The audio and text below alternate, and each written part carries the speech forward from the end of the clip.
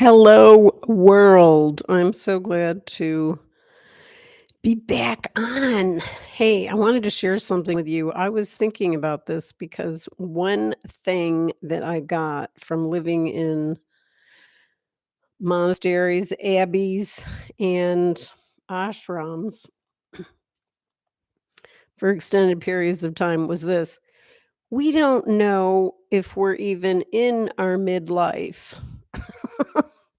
We could die tomorrow. So, this is maybe controversial to talk about, but if you've even gotten to midlife, that is a privilege.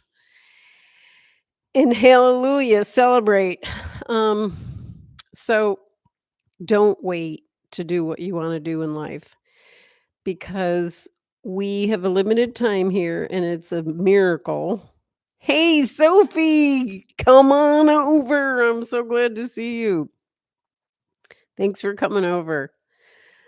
I'm just talking about how I've been talking a lot about midlife travel, and I wanted to jump on because we don't even know when we're in our midlife. We could die tomorrow.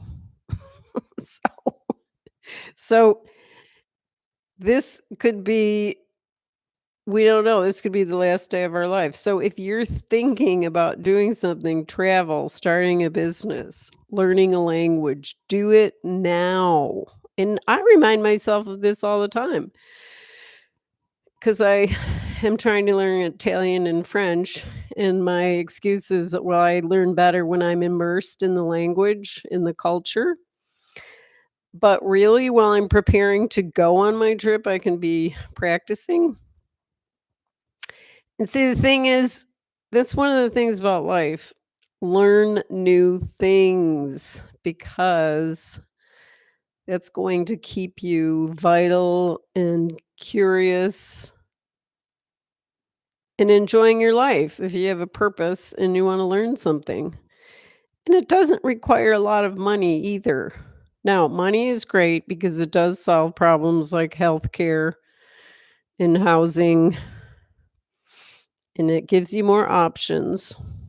But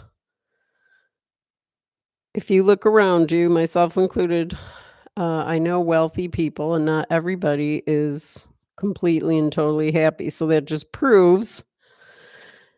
Thank you, Sophie. Learn Italian now, don't wait. I mean, it's absolutely true. The longer you wait, so I waited a long time to really start learning some Italian, and now since I'm not over there, I need to keep it up. So myself included, going to follow my own advice. But I just wanted to remind people of that because today I'm doing my first day of my solo travel boot camp. You can still sign up, I believe, in the next hour. If it's too late now, no problem.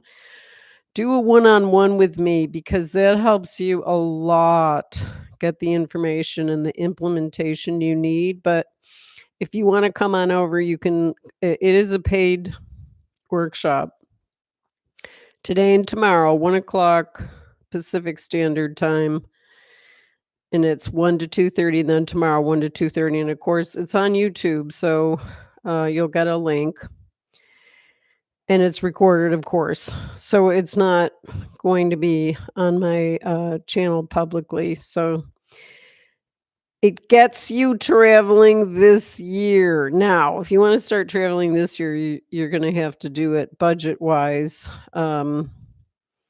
Okay, say you don't have $5,000 to do a trip to Europe.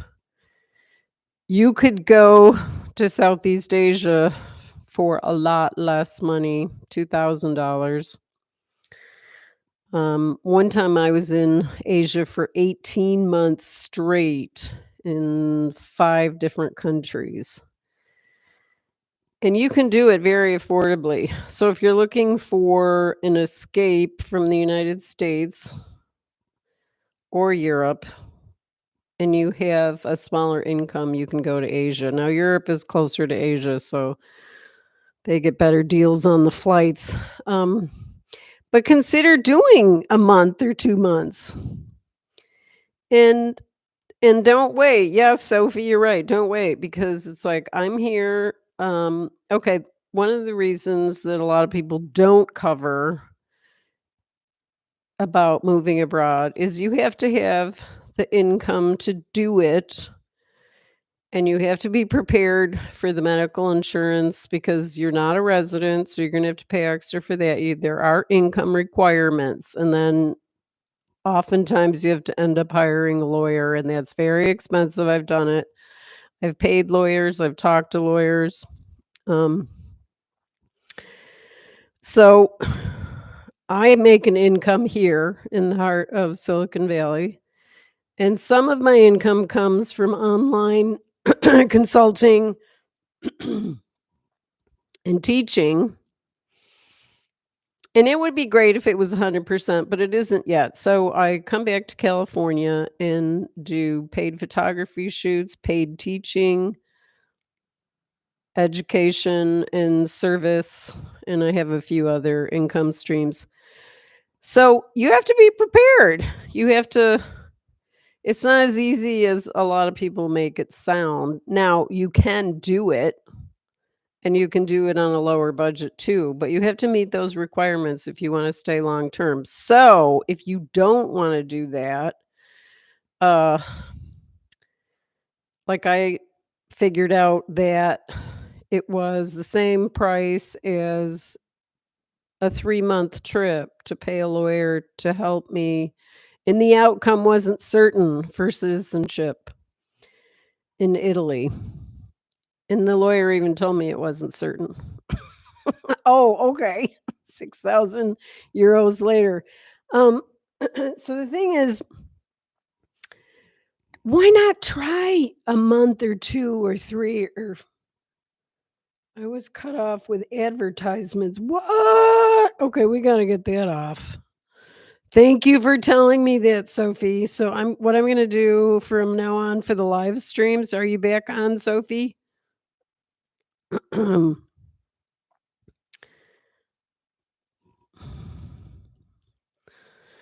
Because okay, that tells me not to have any,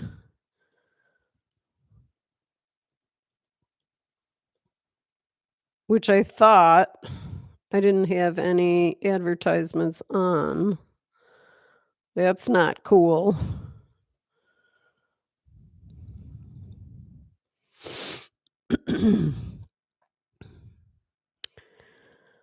All right, so I don't think I can change advertisements once I'm going live, but I'm glad that you told me that because back. Okay. All right, thank you so much for mentioning that because the next time I'm gonna do a live stream, I'm turning off all the advertising. I can't change it now while I'm mid live stream, I believe. So the next one, I won't have it on. Okay, so just do it now because there's not going to be a better time. Start your plan, start your research, choose your country. You're going to choose your country based on your budget because it is more expensive to go to Europe than it is to go to Asia. Your money will go farther. However, it's a completely different experience. Like I was just talking to a one-on-one consultation person yesterday, and if you want to go to Asia, that is a totally different dimension than going to Europe. Europe, you're going to get all of the transportation connected, public transportation, smoothly. Okay, there's a few strikes sometimes, but you can work around it. The food is amazing. I'm not saying the food isn't amazing in Asia, but you will pay more for wine, not beer and cocktails, but I don't really drink beer and cocktails, I drink wine. So in Thailand, I'm gonna pay 2 or 3 times more or 4 times more for a glass of wine because of the import tax. I don't wanna do that. I mean, I I'd just rather, go to Europe and try all these different wines and champagnes, and, I really love exploring food and drink, and now I'm excited about doing that in Europe and specifically Italy because 'cause I've been there 7 times. It just depends on what you wanna do. Not everybody is going to like this certain thing. And I will say that, a lot of people go to Thailand, a lot of, and this is gonna be controversial, but it's true because I lived there for long, many months, went about 12 times. White Canadians, Europeans, and US people, men, go there to get married and have Thai wives, and they just do, and this is what you see every day, and you'll see men walking around with Thai wives that are, like, 30 years younger than them, and it's sort of set up for that, so don't feel like you're gonna get the same kind of experience if compared to living in Europe. So, if you're a woman and you're educated, whatever ethnicity or heritage, it's gonna be a very different experience for you. We can delve into that another time, but anyway.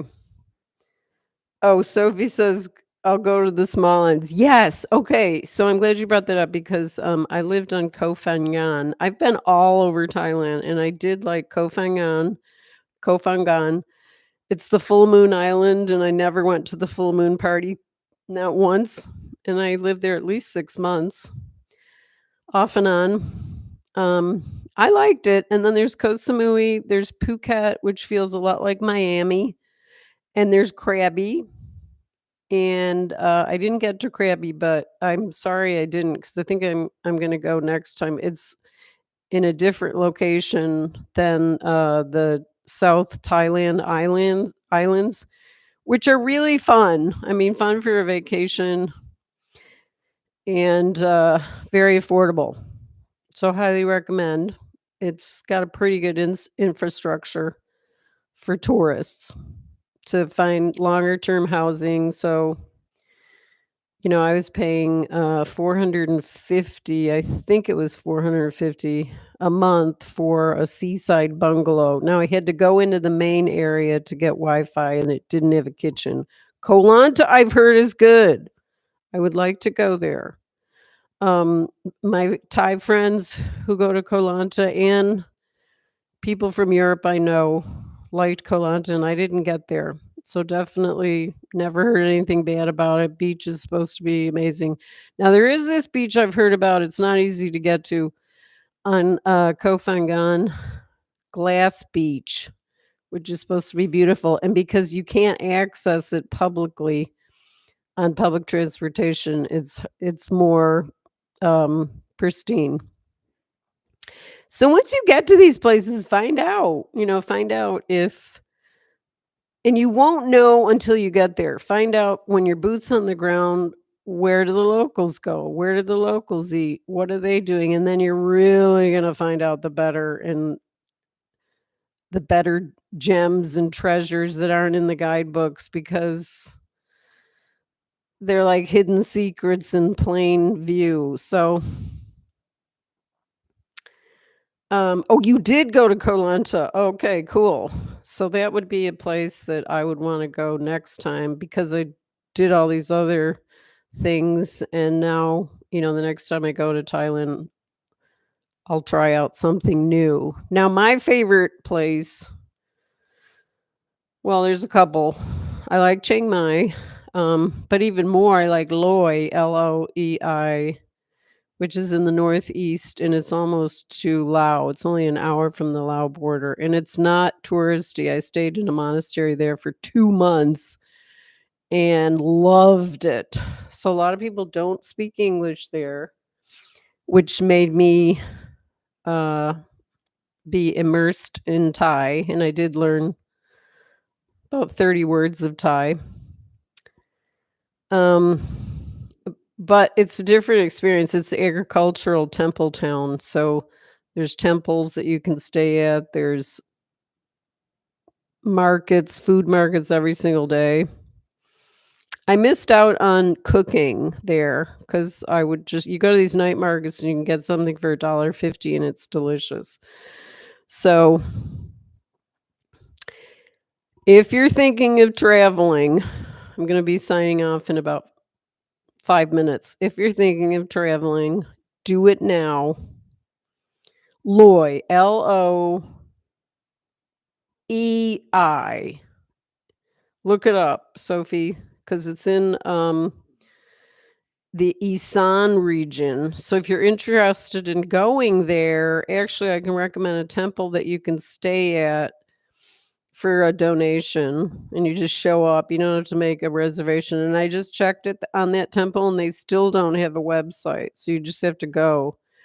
Um, and the other thing too is I could connect you with, a friend of mine who lives there who's an English teacher, and she's, like, the only person in that knows it fluently. Now, I haven't seen her in several years, so it could be, um, that more people speak English. But anyway, I'd be happy to connect you with her because you know what she'd like you to do? She'd like you to come to her class and talk to the kids, and it's super fun. It really is. That was one of my funnest things to do. I mean, it's just a fun thing to do. For you, I think, you get a lot out of it because people do wanna learn English there. Now, Thailand is a place where they didn't get taken over by another country, so they're unique in that they didn't have to learn a new language of a dominant country that came in and took over. Yeah, so check it out because the Isan region, ISAN, some people say ISSAN, is kinda off the beaten path, and it has very different food than other regions. It's very hot and spicy, but, oh my god, I really feel like the best food came from there, Thai food, and it's a beautiful region because it's agricultural, so it's not completely overrun with all these buildings and you can still get Wi-Fi and facilities and stuff like that. I can't recommend a place to stay because the place I was staying was, the Sugar Guest House, and that place is closed according to my son, but you can stay at the temples for a donation, and they don't even make you commit to a donation, but I think you'd enjoy it. A lot of people don't realize that about Thailand. You can, stay. Now, you don't really get a lot of luxury, but you do get a place to stay and, varying degrees of, softness of what you're gonna be lying down on for your bed, but you get the, Thai food, and it's delicious. So, check it out. And, start planning your trip. Start the first thing to do, I'm gonna be covering this in the boot camp. The first thing to do is to choose your country, get your plane ticket, figure out how you're gonna get from the airport to your hotel, and then work on your accommodation. You can do all this stuff last minute, but usually you get better prices if you do it way ahead. So I'll leave you with that, and I am so happy you came over, Sophie, and anybody else that's here that maybe not is saying anything, I welcome you to I'll be coming on a lot more, so happy to see all of you, and I hope to see you next time. Oh, and please subscribe to my channel. Hey, you're so welcome, Sophie. Subscribe to my channel, like and share it. I always forget to say this, but it does help the algorithm for people to discover my channel and for people to get this information and implementation. So it goes a lot and it goes a long way and it helps me a lot. So appreciate that. So ciao Bella. We'll see you in the next video.